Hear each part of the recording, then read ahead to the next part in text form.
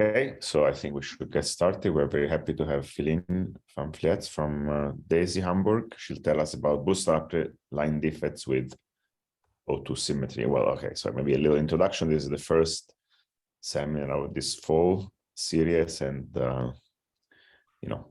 on Slack we'll post some announcement as soon as new seminars become known. Thank you. Yes, thank you very much for the introduction, and also thank you for giving me the opportunity to speak in the Bootstrap seminars. So today I will be talking about recent work with Aleix Gimenez-Grau, Eduardo Lauria, and Pedro Liendo. And in this work, we studied conformal line defects with an O2 symmetry using the numerical conformal bootstrap.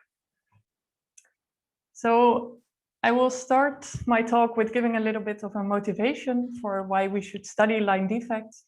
And then I will continue with giving a background on the physics of line defects and of 1D CFTs. And then I will continue with the presentation of the results that we had in this paper. And these results can be divided into two sections. So first, we did an agnostic bootstrap where we made minimal assumptions and we got some very universal bounds. And after that, we studied two specific line defects. So first, the monodromy line defect and the magnetic line defect, secondly. And I will introduce both defects and also show the results that we got for each of them. And then I will finish with a conclusion. So please ask questions during the talk, etc. So why should we study line defects? Well, first of all, defects in general appear in a very broad area of physics. And they are important in both low and high energy physics. And we can construct them in theories that have supersymmetry and theories that do not have supersymmetry. So some examples of low energy line defects are impurities in condensed matter systems. And historically, there was a famous example of the Kondo effect, which has been given a nice review in this paper. And on the high energy side, we can construct Wilson or 't Hooft lines in gauge theories that can then be used to compute confinement. And if we add a line defect to our original or bulk conformal field theory, then this defect gives us access to new observables. So one obvious example is the expectation value of the defect itself, but we can also think about one-point functions of conformal primaries in the bulk that are normally zero, but that then can acquire a non-zero value in the presence of a defect. And lastly, 1D CFTs are non-local, meaning they don't have a conserved stress energy tensor. And this is actually a characteristic of conformal defect theories as well. And hence they have a very natural interpretation as conformal line defects. So I've shown you a couple of examples of line defects. And what they have in common is that they break part of the bulk conformal symmetry group. And we call them conformal defects if they then preserve a conformal subgroup of this original bulk conformal symmetry on the defect itself. So in our paper, we studied a three-dimensional bulk CFT containing a one-dimensional line defect. So the symmetry breaking group is the following. We have an SO4,1, the conformal group in 3 dimensions, that's being broken to SO2,1, the conformal group in 1D, containing translations, special conformal transformations and dilatations. And then also this defects that we studied preserved rotations around the defect, giving us an extra SO2 symmetry. And we can imagine this defect pictorially in the following way. So here the white is our 3-dimensional CFT, bulk CFT, and the black line is our line defect. And we see that we have now 2 different types of operators. So we have bulk operators and defect operators that are confined to the line itself.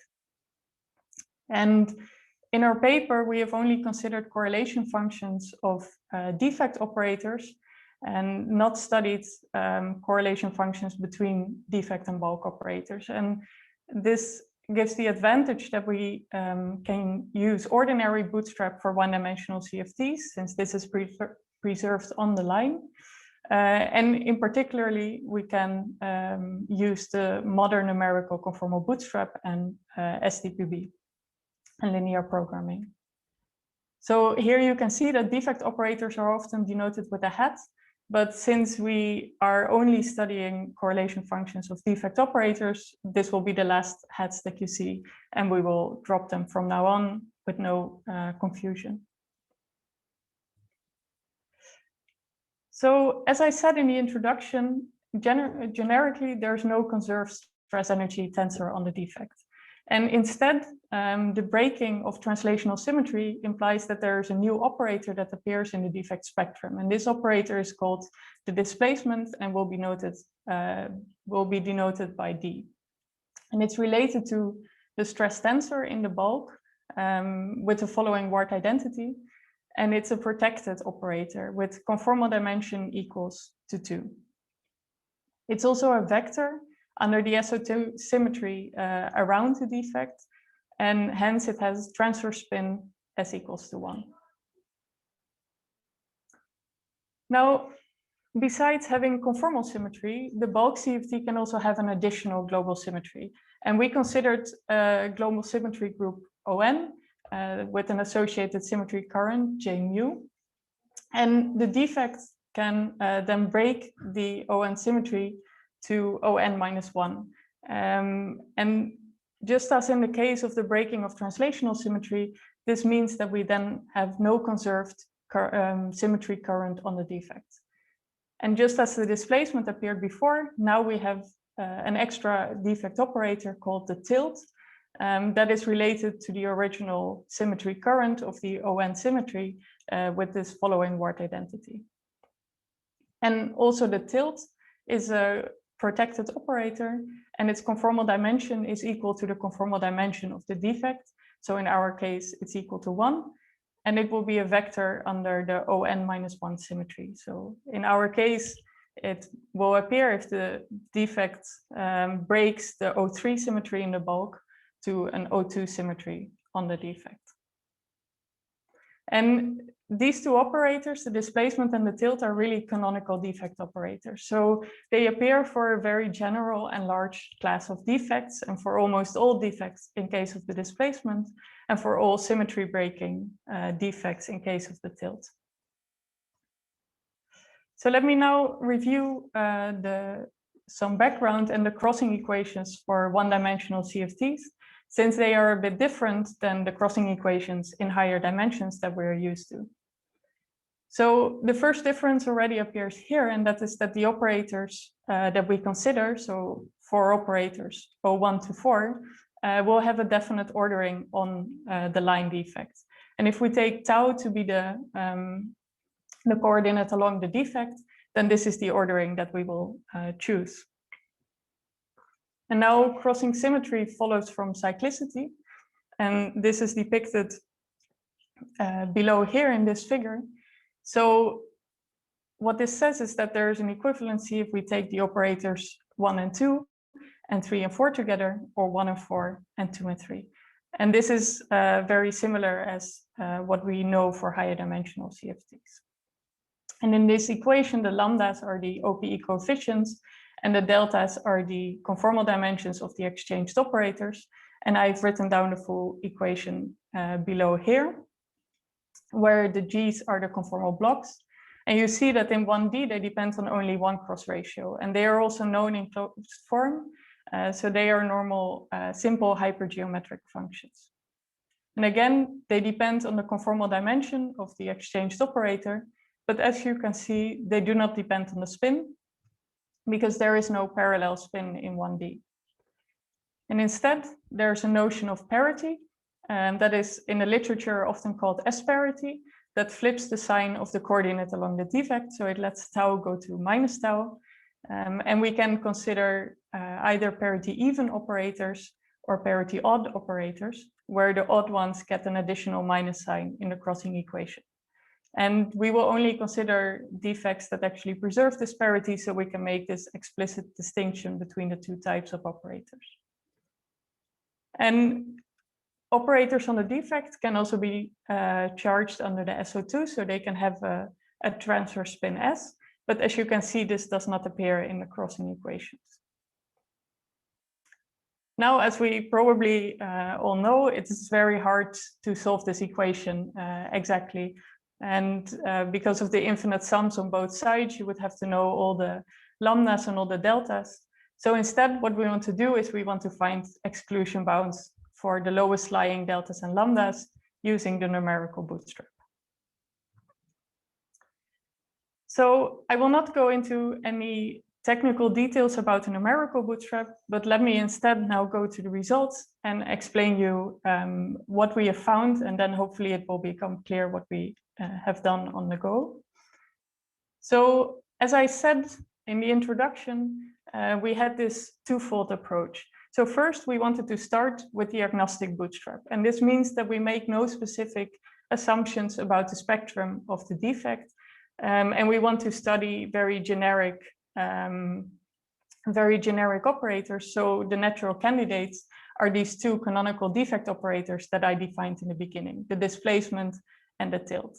And here I will show you the results that we got for the tilt operator, but they are very similar to the displacement operator. And you can find those plots in our paper. So we start with studying just a single correlator containing only the tilt and all of the non-equivalent orderings, of course. And then we have two channels that we can consider. So the first one is T times T bar, which contains the identity, and also some scalar operators that can be either parity even with a plus or parity odd with a minus. And we have the channel T times T that contains operators that are charged under the O2 flavor symmetry on the defect. And we will denote the lowest lying one with T squared. So notice that this channel, since we are considering a parity preserving defect, can actually be split in two separate contributions. So what is also important to remember is that the tilt is only charged under the flavor symmetry on the defect, but it does not have any transfer spin, meaning that we are being fully agnostic also with respect to the codimension of the defect when doing this bootstrap. And what we want to do is we want to find the maximal scaling dimension of the first operator in this OPE as a function of the conformal dimension as of T squared. And the results are shown here. So here we have shown the upper bounds on TT bar minus, so the parity odd operator, as a function of TT bar plus, the parity even one, and also as a function of delta T squared. And the shaded region is now all the values that are allowed by the bootstrap equations, while the white region is the disallowed region. And you see a couple of extra lines and dots in this plot. So this red line here is the agnostic bound, where we have put the parity even and the parity odd, the dimensions of these two operators equal. And this means that the numerical bootstrap and the bound that is shown here will be the bound for the lowest lying one without specifying which of the two this is. And the blue and the green dots here are the free theory solutions for a one-dimensional CFT. So these generalized free boson, the blue one, or the generalized free fermion, the green one, are really solutions, exact solutions to the crossing equations. So they will always be in the allowed region and never in the disallowed one. And this also means that if we, for example, want to find an actual defect theory, so not one that is described, so not one of the free theories that lives here, we will actually not be able to reach that with our numerics in this case, because the upper bound will never be able to move past these two solutions. And we see that. But it looks like you can all, of course, do the convex hull of these two dots, which should presumably be a line that connects them. But it kind of looks like you have a region above it. I don't know whether your numerics have converged. It looks like there is a Sorry, there's a bit of a bump. This region here, you mean? Or this No, region here? in the dark Mm-hmm. violet region or whatever. Yeah, the darkest one, yes. There's a region that appears to be above the convex out of the two free theories. Am I not correct? I think it's numerics. I mean, okay, sorry. You mean these two kind of? You're telling us that the blue and the red and the green dots are allowed. Yes. Could presume I can consider a combination of them, which means I can connect them with the line. Yes, that's true. But then there appears to be numerically a region above it. Yes, indeed.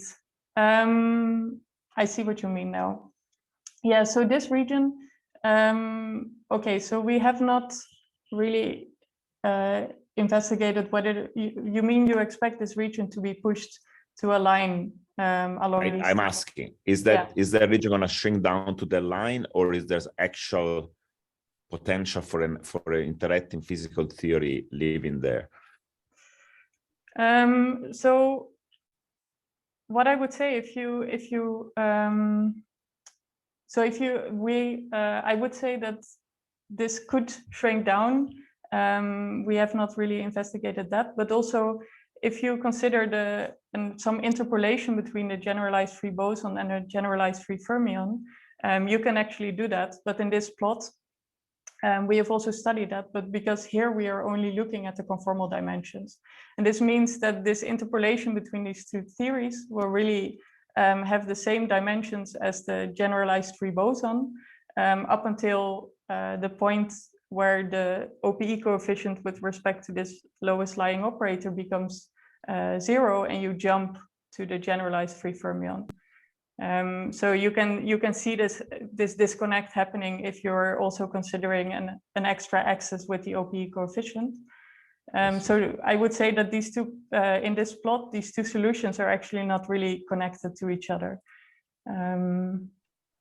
But yeah, we have not investigated this bound here. But have your numerics? My question really was more whether have your numerics converged, so you can see there is a bump or not. Yeah, I mean, so this bound here is smooth. There's no bump appearing here.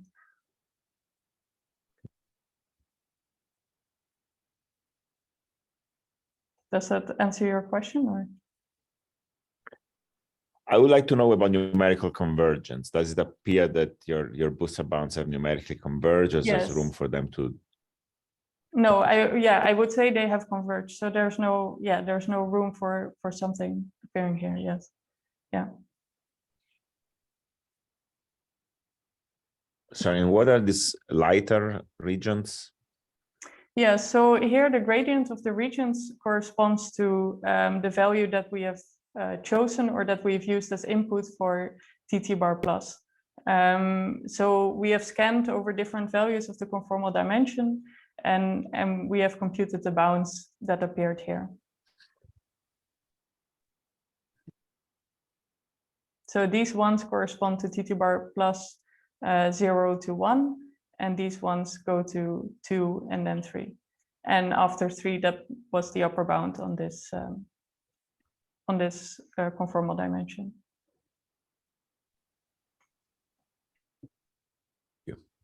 This is the assumption of the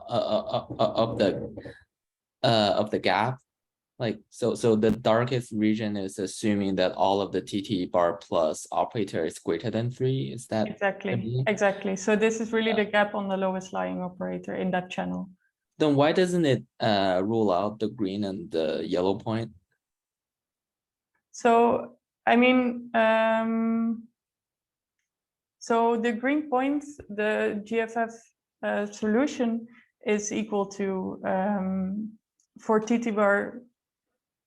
Sorry, what do you mean? Why doesn't it rule out the green? So this is a solution with the TT bar scale dimension is equal to 2. And then if you assume that TT bar dimension is greater than 3, for example, then that bound, I mean, if it fully converged, would you think that it will rule out the green point? Because that point doesn't satisfy this this strongest assumption, right? Or did I understand it incorrectly?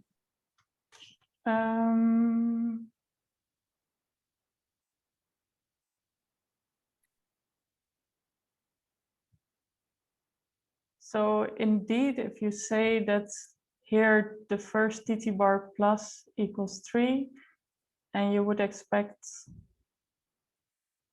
that one to be ruled out.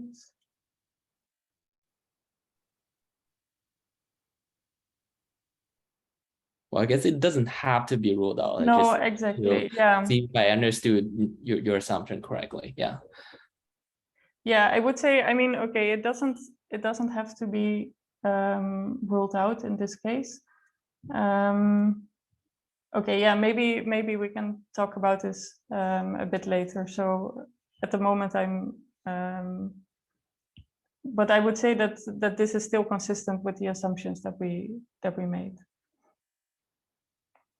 Oh, Okay, yeah, I agree. Yeah. Okay, thank you. Yeah. Yeah, so indeed here I would say that as you can see, these solutions are close to saturating the bound, and also with scanning over all the different conformal dimensions in the different channels, we have really exhausted our options. So there is no more channels left that we could explore and scan over. So the next natural step would be to consider a multi-correlator system where we have more channels to look at. And we will stay in the assumption of being agnostic. So we will still not make any specific assumptions, but rather scan over these various conformal dimensions. And what we want to do is we want to bootstrap now the tilt and the displacement simultaneously. And for this, we consider the following set of correlation functions and other non-equivalent orderings. And you see that we now gain access to an additional channel that is the T times D OPE. And the results that we find here are given in this plot. So here we now put a bound on the first parity even operator that appears both in the T times T bar OPE and the D times D bar OPE as a function of the first parity odd operator TT bar minus. And here on this axis, we see the new channel that we now gained access to. So again, this red is the agnostic bound where we put the conformal dimension of this O plus equal to the conformal dimension of TT bar minus. And the red dot here is again the free theory solution, while the yellow dot is the prediction from the epsilon expansion that I will come back to later on. And what we see here is that the bounds that these solutions are quite far away from the upper bounds, and we would want to find our theories close to the upper bound so we can extract their spectrum using additional techniques. And one way to improve these bounds would be to also scan over the conformal dimensions in the other channels. So in order to make this plot, we have set these other conformal dimensions equals to 0. But one can imagine that this becomes quite time consuming and also a bit inefficient to look in all the different to look at all the different possibilities and scan over all options. And there's new techniques developed to make this search easier. Examples are the navigator function. But in our case, we have chosen to use this point to switch gears and to go from an agnostic approach where we really found bounds that would contain a lot of possible solutions to looking at specific line defects. And for this, we are now going to bootstrap the monodromy defect and the localized magnetic field line defect, or magnetic line defect for short. And we start with the monodromy line defect, which we take to be an O2 global symmetry in the bulk. So we take n equals to 2 real scalars that can be combined in a complex scalar phi. And this phi can then get an additional phase if we move it around the line defect. And this phase has a charge v. So that's the charge of the monodromy that has this certain periodicity. And we can take it to be between 0 and 1 without loss of generality. And now, if we bring phi now closer to the line defect, we can define defect modes psi that will have transfer spin. And this transfer spin will again depend on the charge of the defect. So S will be some integer number plus V. And the dimensions of these defects modes have been studied in the d equals 4 minus epsilon expansion in these two papers, where we have taken most of the results from this last paper. And up to order epsilon, it is given by the formula shown below. And you can see that it again depends on the transfer spin and on the charge of the monodromy defect itself. And note that this defect is a generalization of the Ising twist defect of Z2 that was already studied in this paper, also numerically, and that was also studied using Monte Carlo techniques in this paper. So we have a monodromy defect, and we have taken it to have an O2 flavor symmetry in the bulk, and also an SO2 symmetry on the defect.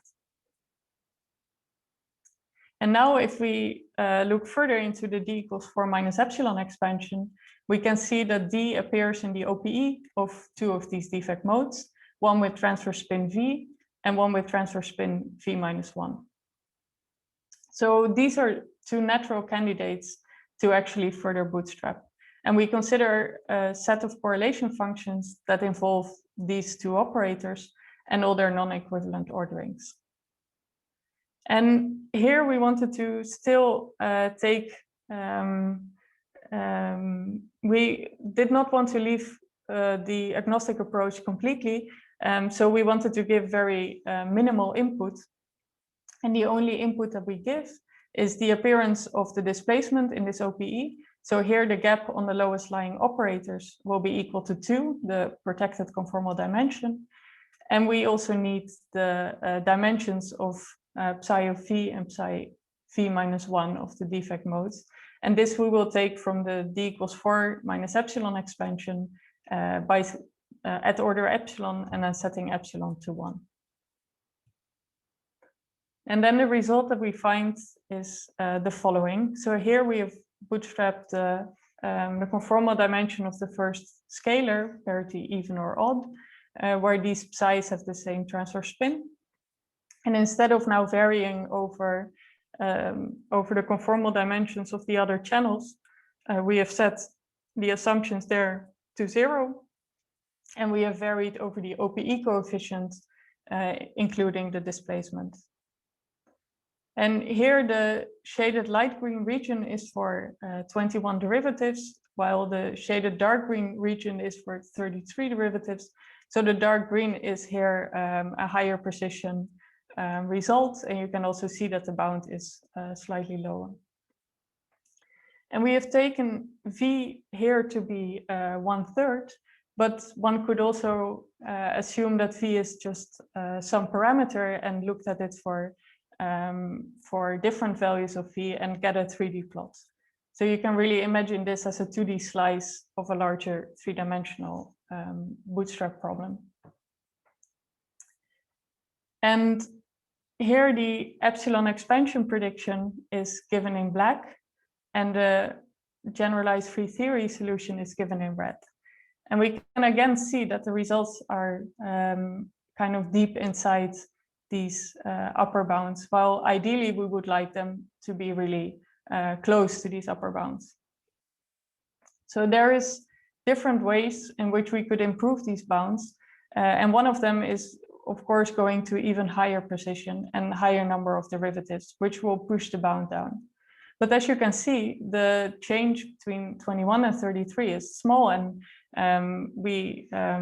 it might not be possible to get it down by a lot by increasing the precision.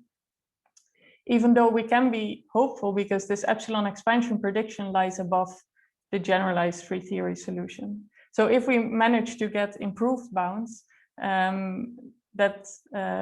we might hit this epsilon expansion theory first before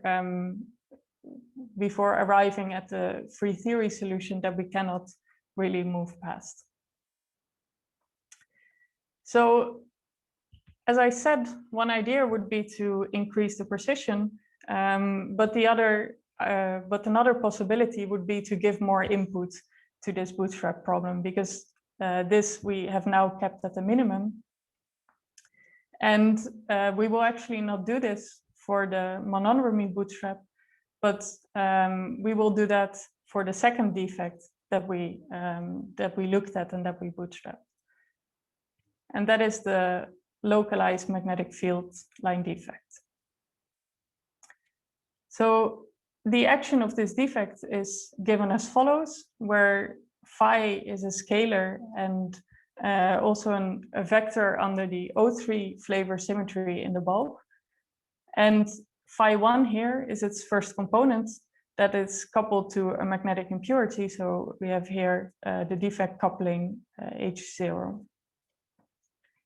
And you can immediately see that this defect actually breaks the bulk O3 symmetry explicitly to a defect O2 flavor symmetry.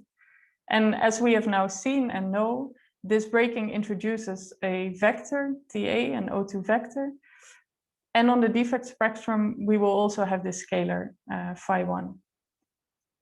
So again, its dimension was computed in the d equals 4 minus epsilon expansion in this paper here, up to order epsilon squared, and then refined using a Padé approximation to the value 1.55. And the displacement actually also appears in the spectrum as expected, and we can write it in the epsilon expansion as a transverse derivative of the scalar phi1. So now we really have three fundamental defect operators that we can consider. We have phi1, we have the tilt, and we have the displacement. And to try to find this defect using the numerical bootstrap, we really want to look at the lowest dimensional ones. So we want to look at phi1 and the tilt. And hence we consider this set of correlation functions, including all the non-equivalent orderings. And if we write down all the possible OPEs that can appear here, we see that a special feature appears. And that is that the externals, so the tilt and phi1, appear in the OPE, in their own OPEs. So we see phi1 appearing here and the tilt appearing in the OPE of itself with phi1. And this is actually reminiscent of one of the greatest achievements of the modern numerical bootstrap, which is the Ising model island. And it is actually a very nice feature that improves our bounds by a lot, because it means that the OPE coefficient that appears here, lambda TT phi, is now actually related to and indeed equal to the OPE coefficient that appears here. While normally these two OPE coefficients could be totally unrelated for these two channels. So in order to find stronger bounds, we also want to make additional gap assumptions for all the other operators appearing in black here. And what we do is we compute their conformal dimensions in the d equals 4 minus epsilon expansion up to order epsilon, and then set epsilon to 1. This gives us the following values. And we now plug this into our bootstrap setup as the assumptions for these gaps for the dimensions of these operators here. And if we do that, we find a following result. So here, in order to stay in the spirit of the Ising model island, we have bootstrapped the conformal dimension of phi1 and of the tilt. And this might seem a bit strange to do, because the tilt had protected conformal dimension equals to 1. But we found it interesting to see how this conformal dimension of the tilt changes and how it can be constrained by the bootstrap. And indeed, what you see is that it gives us a lower bound on delta t. And this lower bound is at 0.9, so it's actually very close to its real physical value equals to 1. And now, if we take t to be 1, we can also find the lower bound on delta phi 1, which is equal to 0.76 roughly. And that might seem still far away from the 1.55 that was predicted by the 4 minus epsilon expansion. But in this paper that I showed before, so this paper here, they also conjectured that on the defect in 3 dimensions, so on this line defect, there should actually be no other relevant operators appearing besides the tilt that is a marginal one with dimension equals to 1. So this means that all other operators should have dimension larger than 1. And with our bootstrap setup, we are already able to exclude a large part of this parameter space for the conformal dimension of phi 1. So what we now want to do is we want to set t equals to 1, so to its true physical value, and move on. So we want to bootstrap now the OPE coefficients of this setup. And one of the OPE coefficients that we want to look at is exactly this TT phi 1 that now appears in 2 different channels. And because of some technical reasons, what we can actually bootstrap is this combination. So together with the OPE coefficient lambda phi phi phi as a function of theta, the angle between the two. And we have converted our bounds back to a bound on TT bar phi as a function of lambda phi phi phi. And what we then find is shown here. So again, here you see the upper bound with the shaded region is the allowed region, and light green is for 21 derivatives and dark green for 33. So again, for higher precision. And we see that if we increase this precision, that the large part gets excluded in this region down here. But up here, there seems to be a point that really wants to stay and that does not want to be excluded. And we have chosen, for this slice, we have chosen the value of delta phi 1 equals to 1.2 because it very nicely shows this cusp. But we actually see this feature appear for a lot of low values delta phi 1 up to delta phi 1 equals 1.35 or 1.4. So now the question that arises is really, does this cusp here, this point that does not want to get excluded, does it actually describe the localized magnetic field line defect that we were looking for? So in order to do this, we have to look at the actual value of delta phi 1 equals 1.55, which was its prediction. And if we move to that value, we get the plot that is shown here. So again, this is the upper bound of lambda TT phi 1 as a function of lambda phi phi phi, with the higher precision region given in dark green here. And the black dot here is the epsilon expansion prediction for epsilon set to 1.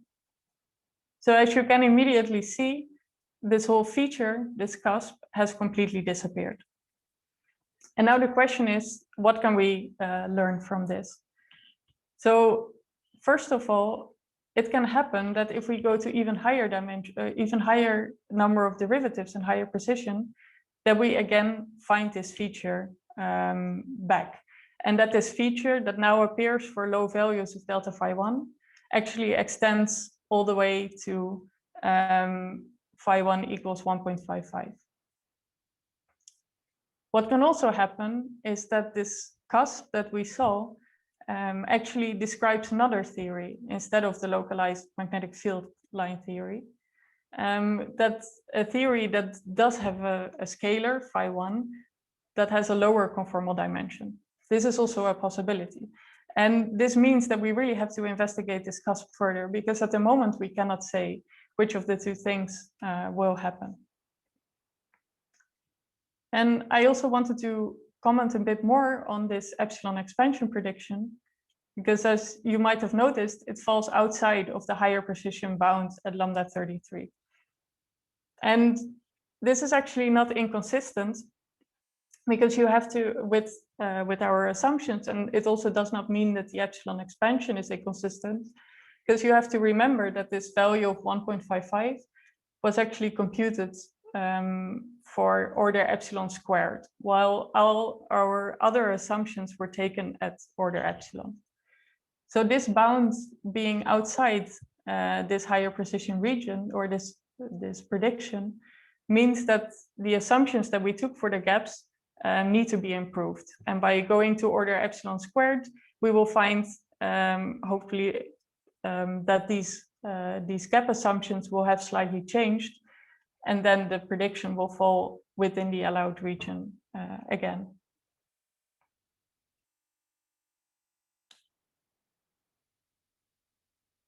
So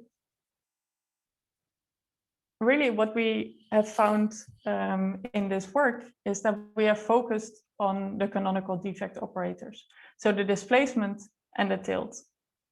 And we have done this in order to find very general bounds that are valid for a lot of different defect theories. And with doing agnostic searches, we have already found interesting bounds and interesting behavior. However, we also saw that without these rigorous cap assumptions, it's really hard to isolate solutions. And it's not a very efficient way of looking at specific line defects. So then when we moved on to study specific line defects, we wanted to make some rigorous, or we wanted to make some gap assumptions that are inspired by the epsilon expansion. And by doing this, we got very interesting behavior. So we saw these cusps that might actually describe the theory that we're looking for if we push it a bit further, or that might describe another theory that one should look at. But we also saw that these gap assumptions that we made are a little bit too strong, and that they will need to be improved, for example, by going to order epsilon squared. And now for some future directions, we can actually generalize a lot of this setup. So first, what we considered now is a monodromy defect that preserves the flavor symmetry in the bulk. But we can also move on to a monodromy defect that breaks this global symmetry and has the tilt in its defect spectrum as well. And we know such a monodromy exists if we generalize to a supersymmetric setup. So for example, if we take 3D n equals to 2 super conformal field theory in the bulk, so which has a super conformal group OSP 2/4, then this gets broken to an SU 1,1/1 times an additional U1. So a line defect, a half BPS line defect. And here we see then that the tilt appears, but also the displacement. And we can bootstrap a setup that includes both these operators. And this is actually a work in progress, and we are currently looking at this. Another generalization that we can do is to go to ON line defects instead of focusing on O2. And then you can also consider breaking from a general OM flavor symmetry group to ON on the defect. And then we gain access to the large N expansion in addition to the D equals 4 minus epsilon expansion, which gives us also another opportunity to improve our bounds and to look at these gap assumptions that we have made. And with this, I would like to thank you, and please ask any questions you might have. Thank you very much. Any other questions?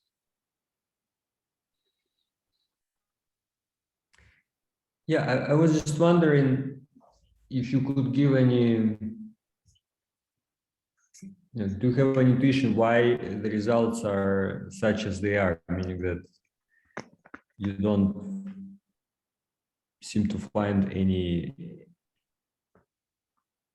like, there is no real something which is kind of out in your face. So there are many things, but they all are a bit vague. I mean, at least that's what was my conclusion, that there are various. Yeah, so. But none of them kind of come together completely. So they're all a bit. So why is this problem so much more difficult than other CFTs that we have been able to isolate into islands? So I would say what's going on here? One of the problems can be that we are really studying these one-dimensional. The crossing equations are really those of one-dimensional CFTs. So a large problem is to look at to actually find a way to encode bulk information, or to look at the fact that we are studying defect theories, and there might be many solutions coming from either 1D CFTs or defect CFTs that makes it unable to find very precise bounds. And what I've tried to show in this talk is also that if you start from this agnostic approach where you really make no assumptions, this is a problem that you run into. You find some generalized free theory solutions for 1D, and there might be many other solutions to the crossing equations that appear. And then if you put some more assumptions in, you are actually able to constrain it more. But what is shown here, if you make minimal assumptions, it's not enough.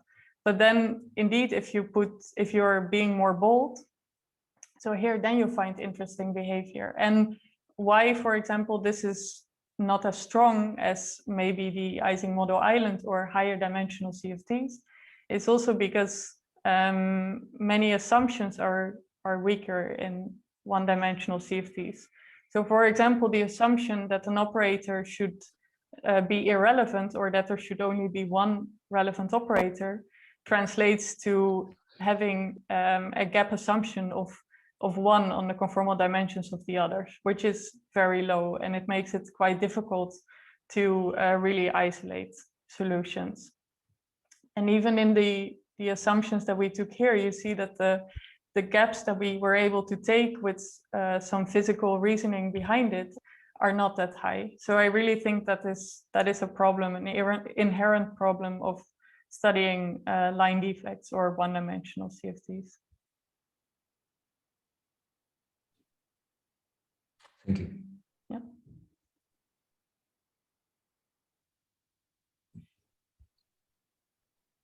Anything else? Yeah, maybe a further comment on Sava's question is also that you just have large scaling dimensions, right, compared to the unitarity bounds. Also that, indeed. Yeah, we have delta phi 1 equals 1.55 in this case, which is yeah, it's really different than in higher dimensions. Yeah. And so are there any Monte Carlo results you can compare this to, or how is the epsilon expansion known to be good? What's the status besides the epsilon expansion of these defects? Yeah, so good question. Here the Monte Carlo results, they are there for so for the monodromy defect, there are results for the n equals to 1 case, but that is exactly this this Ising twist defect that was already studied, so not for n equals to 2. And as far as I know, there's also no Monte Carlo results here, but it would be very interesting. So in this paper, besides looking at the epsilon expansion, they've also studied the large n expansion, and they were able to compare a little bit with that. And there they found some good agreement for this this delta phi 1, so this value of 1.55. And there they found agreement with the large n, and also for this other operator, this s, that is roughly equal to phi squared. they also found good agreement between the epsilon expansion prediction and the large n, but they haven't looked at least in that paper, they haven't looked at the other operators that appear here. So yeah, I would say it's a good question whether the epsilon expansion results can be are very precise or very good. Yeah, very good expansion results that you can take. And I think already the fact that this one lies outside of our numerical bounds showed that you really need to be careful with this epsilon expansion. But still, even though the gap assumptions are taken from there, the bounds themselves are non-perturbative. And if you can tweak your gap assumptions a little bit and find some improved assumptions, then your bounds will also be non-perturbative in themselves. So that is an advantage. Mm-hmm. Okay, thanks.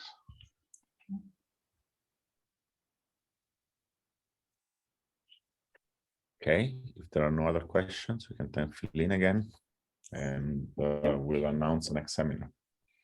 Thank you all. Thank you.